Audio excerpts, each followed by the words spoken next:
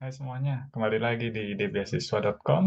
Kali ini kita akan membahas beberapa pertanyaan dan jawaban, terutama terkait AAS, tapi juga mungkin bisa diaplikasikan untuk beasiswa-beasiswa yang lain.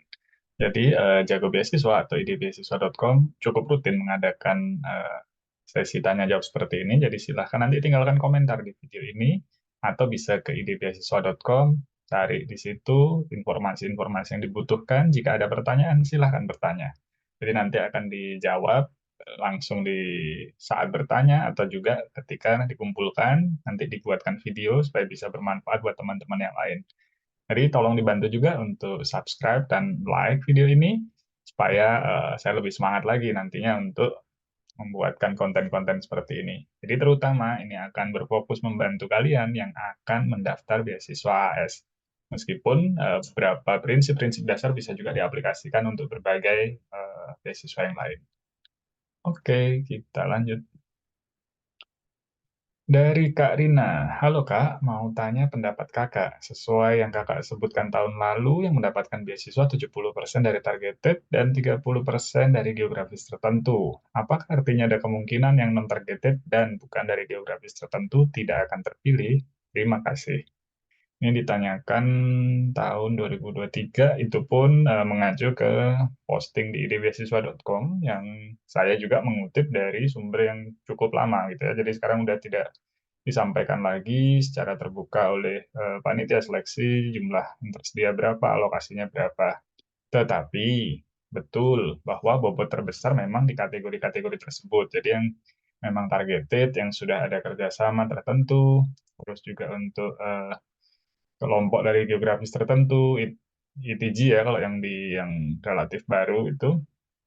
Jadi ada kriteria-kriteria yang memang sudah dikhususkan kuotanya. Yang sisanya untuk yang non-targeted. Jadi untuk yang pegawai swasta atau fresh graduate, itu alokasinya lebih sedikit. Jadi ketika pelamarnya banyak, tentu saja peluang diterimanya jadi kecil. Jadi bukan berarti tidak akan terpilih, bukan. Tapi peluangnya lebih kecil gitu ya. Jadi selama Anda menjadi yang terbaik, paling unggul dibandingkan kandidat yang lain, ya tentu saja peluang Anda diterima masih besar. Jadi pendaftar yang umum gitu ya, yang bukan targeted, bukan PNS, bukan dari geografis tertentu, bukan memiliki disabilitas, bukan wanita dengan diskriminasi dan kategori-kategori khusus lainnya yang agak bersifat afirmatif. Kalau Anda hanya fresh graduate yang mungkin belum dapat kerja, ingin mendaftar, silahkan mendaftar. Ya, tidak masalah. Kecil peluang bukan berarti tidak ada peluang. Jadi perbesar peluang kamu dong dengan miliki nilai, setidaknya nilai bahasa Inggrisnya paling bagus, terus tingkatkan juga portofolio yang tertulis di CV buat yang baik, jawab esainya dengan baik. Jadi tetap ada peluang untuk diterima. Terima kasih. Selanjutnya dari Kak Agnes. Halo Kak, mau tanya jurusan S1 dan S2 harus linear gak ya? Misalnya S1 saya akuntansi, tapi saya ingin S2-nya education.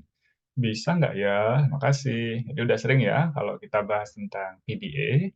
Jadi, kalau di skenario di sini, S1-nya akuntansi, S2-nya pendidikan itu bisa dianggap linier jika ada benang merahnya.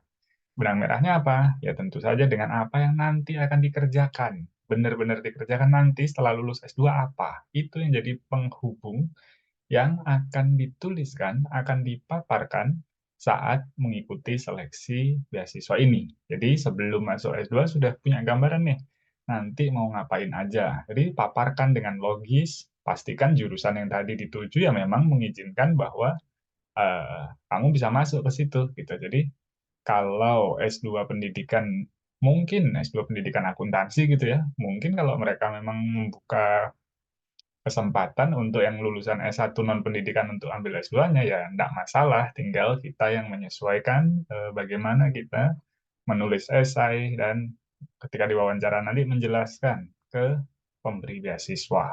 Begitu. Jadi kalau misalnya S2-nya pendidikan, mungkin pendidikan bahasa Inggris ya mungkin agak susah ya, bukan dari beasiswanya sih, dari kampusnya yang tidak mengizinkan misalnya. Jadi seperti itu. Jadi kita tidak bisa semata-mata, oh yang penting nanti saya mau mengerjakan ini, jadi boleh kok nggak linear dengan S1 saya, jangan menurut pendapatmu sendiri gitu. Jadi harus dipikir juga dari sisi pemberi beasiswa, dari sisi kampus, dan dari diri sendirimu tadi. Kalau kamu lulus, kira-kira nanti kamu bisa nggak dapat kerja seperti yang kamu mau. Jadi jangan melulu hanya mau menangnya sendiri misalnya, oh pokoknya saya mau ambil kuliah ini gitu, nanti dicocok-cocokin ya nggak gitu juga sih konsepnya gitu. Oke, nice nice. Dari kakak Sahatma. Hai kakak, kebetulan saya penderita gagal ginjal namun belum HD, hanya mengkonsumsi vitamin dan obat tertentu. Untuk skala aktivitas normal bisa, namun untuk aktivitas berat mungkin stamina tidak mendukung. Yang ingin saya tanyakan, jika saya mendaftar beasiswa, apakah kondisi kesehatan saya bisa menjadi kendala untuk mengikuti program tersebut? Oke, Kak Sahatma, semoga sehat-sehat ya Kak ya. Selama disampaikan dengan baik dan didukung oleh dokter atau klinisi yang memeriksa langsung, jadi ada surat keterangan dokternya dari rumah sakit pemerintah dalam hal ini biasanya, tidak ada salahnya mencoba. Jadi kan ini pingin nyoba gitu ya, pingin nyoba daftar. Nah, pertanyaannya adalah apakah ketika kondisi kesehatan kakak bisa menjadi kendala untuk mengikuti program? Di sini sih kalau kesehatan sih lebih kaitannya nanti lebih ke premi asuransi dan jaminan yang lain gitu ya untuk hal-hal non akademis. Jadi mungkin apakah eh, pas sementara kuliah harus rajin kontrol, berobat dan sebagainya, atau mungkin misalnya perlu hemodialisis di Australia akan seperti apa? Hal-hal seperti itu sih yang mungkin dari kampusnya sebenarnya nggak masalah gitu ya. Kuliah pun mungkin bisa difasilitasi dengan online class dan sebagainya. Tapi malah yang jadi pertimbangan nanti dari si pihak pemberi beasiswanya, dalam hal ini dari pemerintah Australia atau dari imigrasinya itu sendiri. Jadi bukan semata-mata oleh AAS-nya ya, berlaku juga untuk beasiswa yang lain. Apakah kalau gitu orang yang punya penyakit kronis tidak boleh kuliah ke luar negeri dengan beasiswa? Selama syarat-syarat yang esensial terpenuhi, tidak ada masalah, gitu ya. Termasuk misalnya yang lebih umum mungkin yang penderita tuberkulosis atau TBC paru misalnya gitu. Apakah tidak boleh dapat beasiswa ke luar negeri? Boleh, tapi harus berobat dulu gitu. Jadi biasanya ditunda. Jadi beasiswanya dapat tapi disuruh berobat dulu sampai nanti dinyatakan tidak menularkan, tidak aktif gitu ya. Baru proses kuliahnya dilanjutkan. Jadi mulai kuliahnya mungkin geser di tahun depannya atau di semester depannya. Jadi ada eh, yang seperti itu gitu ya. Jadi sakit atau kelemahan fisik atau disabilitas bukan menjadi penghalang utama untuk bisa kuliah di luar negeri dengan beasiswa. Jadi kalau memang tidak memungkinkan untuk misalnya perjalanan ke luar negeri ya tentu dikuatkan dulu fisiknya, berobat, lakukan hal yang dibutuhkan supaya minimal bisa untuk berangkatnya tadi. Intinya memenuhi syarat visa, syarat kampusnya, dan dari diri sendiri juga gitu. Kalau memang ada alternatif yang bisa dijalani, yang mungkin lebih efisien, mungkin juga bisa dipertimbangkan. Tidak harus dalam tanda kutip harus memaksa diri ke luar negeri gitu. Seperti seperti itu ya, Kakak. Semoga juga teman-teman yang lain yang lagi menimbang-nimbang terkait kondisi kesehatan bisa menimbang dengan lebih baik. Jadi mungkin kalau ada yang mau sharing atau mau memberikan apa ya pengalaman gitu, bisa ditulis di kolom komentar ya. Oke, kita lanjut dari Kak Raihana. Kak Raihana Marsha bertanya, halo Kak, saya ingin bertanya, jika saya dengan background S1 jurusan pendidikan bahasa Inggris dan ingin ambil S2 PDA 3 dengan jurusan mining atau pertambangan, apakah bisa? Dengan kata lain, saya lintas jurusan. Apakah pilihan jurusan S2 harus linear dengan jurusan S1 sebelumnya? Terima kasih, Kak. Wow, agak sulit ya nyambungnya. Apakah itu memang linear dengan apa yang akan dikerjakan nanti ketika lulus gitu ya? Jadi kan kalau ini di sini adalah S2 yang diincar itu mining, pertambangan, sangat teknis gitu ya. Sedangkan S1-nya lebih ke soshum, jurusan pendidikan bahasa Inggris. Nah, mungkin bisa dijawab dulu dengan apakah ada kampus di Australia yang mengizinkan lintas prodi seperti itu gitu ya. Lintas rumpun ilmu ya lebih tepatnya ini. Jika jika ada ya silahkan saja gitu. Dan tadi tinggal dicocokkan dengan kalau memang ini eh, linear dengan yang ingin dikerjakan nantinya gitu ya. Jadi contoh seperti ini ya mungkin jawaban gampangnya adalah tidak gitu ya, terlalu jauh gitu. Tapi kalau memang ada kampus yang mengizinkan atau kurikulumnya ada yang memang lintas prodi, lintas ilmu bahkan dan cocok dengan nanti, memang saya juga tidak bisa memberi contoh ya, belum ada gambaran gitu nanti akan jadi seperti apa lulusan S1 Pendidikan Bahasa Inggris ambil S2-nya pertambangan gitu. Kalau memang ternyata ada ya silahkan gitu ya. Jadi silahkan proaktif untuk pelajari. Bagi teman-teman yang lain juga yang mungkin dari pendidikan bahasa Inggris, pingin yang lintas prodi juga, pola pikirnya harus sama. Cari dulu, ada nggak kerjaan yang butuh S1-nya pendidikan bahasa Inggris, S2-nya apa, misalnya keperawatan atau apa, dicari. Sekolahnya ada nggak, kampusnya ada nggak, menerima nggak, memenuhi nggak syaratnya. Jika semuanya iya, dan pingin memang kerja seperti itu, go, daftarlah. Gitu. Oke, selanjutnya dari Kak Sia Ulhak Tawurutubun. Hai Kak, saya lulusan D4 Politik Pemerintahan. Apakah bisa apply beasiswa S2 AS ini? Karena banyak pilihan yang linier dengan jurusan saya pada PDE tersebut. Di PDE 2 ya, Stability. Boleh saja, Kak. Jadi, tidak masalah kalau lulusan D4. Karena memang diizinkan dengan syarat nanti harus melampirkan ijazah dan transkrip D3-nya. Jadi cocok kalau memang kerjaannya linear, riwayat studinya linear, tidak ada alasan untuk tidak daftar AS tahun ini. Go, daftarlah. Teman-teman yang lulusan D4, siapkan juga berkas-berkas dari zaman D3, daftarlah tahun ini, semoga bisa dapat hasil yang baik. Gitu. Terus, nah, terus Kak Zianya lanjutin nih. Maaf Kak, saya tidak mengambil program D3 karena saya D4-nya pada sekolah kedinasan milik Kemendagri, jadi tidak punya ijazah atau transkrip D3. Apakah boleh hanya melampirkan ijazah dan transkrip D4 saja untuk lanjut program master di beasiswa AS ini? Terima kasih sebelumnya Kak. Nah, jadi karena tidak ada beberapa kasus seperti ini, Kak Sia ini tidak punya D3, punyanya ijazah D4, mungkin bisa diperkuat dengan dokumen resmi gitu ya, yang menyatakan bahwa memang sejak masuk itu langsung D4, bukan D3 lanjut D4, atau memang ya dari pihak kampusnya sendiri memungkinkan untuk D4 tanpa D3 sebelumnya. Dan bahwa D4 ini setara dengan S1 gitu ya, jadi bisa disampaikan dalam bentuk surat jika memang ada peraturannya dilampirkan saja.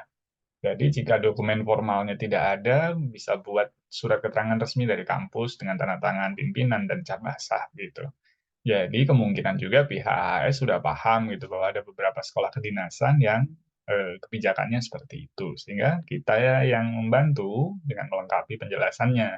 Supaya ketika nanti panitia AS-nya ada yang belum paham, ya tidak dianggap kakak ini tidak lengkap berkas gitu ya, jadi bisa melanjutkan ke tahap seleksi berikutnya. Begitu. Lanjut. Oke. Jadi ini ada juga yang kurang lebih mirip dengan yang sebelum-sebelumnya. Kak Dani ini di sini bertanya, Kak kalau jurusan S1-nya akuntansi tapi ingin kuliah jurusan S2 pertambangan, apa bisa ya? Tadi udah terjawab ya dengan yang mirip yang sebelumnya tadi. Nah, terus saya juga, atau S2-nya Livestock Management. Jadi mungkin kalau Livestock Management malah dalam tanda kutip lebih gampang nih neranginnya. Jadi bagaimana nanti akuntansi membantu sisi manajemen keuangan di peternakan gitu. Itu malah lebih oke gitu ya. Jadi Kak Dani mungkin bisa coba itu. Lanjut. Halo Kakak, apakah ada batas umur untuk AS dari Kak Dani juga masih? Batas umur sejauh ini tidak ada, gitu ya. Bersyukur kita ada beasiswa yang sangat terbuka terhadap kemampuan masing-masing orang tanpa memandang umur. Jadi tidak ada diskriminasi usia di AS. Boleh daftar berapapun umur Anda. Yang penting syarat-syarat lain-lain terpenuhi. Oke, yang terakhir untuk sesi ini dari Kak Nova Veranita. Selamat pagi Kak, izin bertanya. Saya lulusan S1 perawat, tetapi punya sertifikasi K3 umum, auditor SMK 3 dan Hiperkes. Pengalaman kerja saya sebagai paramedis di industri migas, dan saya juga baru bergabung di NGO tanggap darurat bencana, tapi belum ada pengalaman terjun langsung di dunia kebencanaan. Pertanyaan saya, apa saya bisa pilih PDA 2 Stability dengan pilihan universitas atau jurusannya nanti Disaster Prevention and Management? Atau apakah saya harus tetap di PDA 1 Health Security? Mohon arahannya, Kak. Terima kasih. Oke, Kak Nova. Jadi kalau nantinya mau kerja di bidang kebencanaan dengan peluang dalam hal ini ya peluang lolos beasiswanya lebih besar gitu karena nggak banyak gitu setahu saya yang minatnya ke kebencanaan gitu ya tentu saja pilihlah PDA yang Disaster Prevention and Management saja gitu. Tapi kalau ke depannya memang mau lebih umum, ingin lebih ke dunia kesehatan atau pendidikan yang sesuai dengan eh, tadi keperawatan, ingin jadi dosen keperawatan misalnya, pinginnya jadi dosen, peneliti atau praktisi, ya cocoknya ya masih di PDS satu aja yang di kesehatan gitu. Tapi kalau lihat profil seperti yang disampaikan skenario-nya, mungkin cocok gitu ya, karena sekarang juga posisinya masih kerja di NGO tanggap darurat bencana. Jadi boleh pilih jurusan dengan PDA-nya Disaster Prevention and Management. Seperti itu. Oke, terima kasih banyak. Cukup dulu untuk sesi ini. Sudah banyak tadi pertanyaan kita bahas. Prinsip-prinsipnya mungkin bisa didengerin lagi. Bisa juga cek video-video terkait yang seri Q&A ini kan udah banyak ya di Jago Beasiswa. Silahkan dicek di video-video tersebut. Kalau masih bingung, ragu, boleh tanya. Itu tinggalkan komen aja gitu. Nanti sesegera mungkin kalau pas ada kesempatan akan saya bahas, akan saya komennya akan saya balas juga. Lalu kemungkinan jika ada kesempatan akan saya buatkan video seperti ini juga untuk bantu teman-teman yang lain supaya bisa terbantu ketika memilih eh, beasiswa dan tidak cuma AS tapi juga untuk yang lain-lain. Oke, terima kasih. Semoga sukses. Semoga bisa jadi jagoan beasiswa semuanya. Terima kasih. Bye-bye.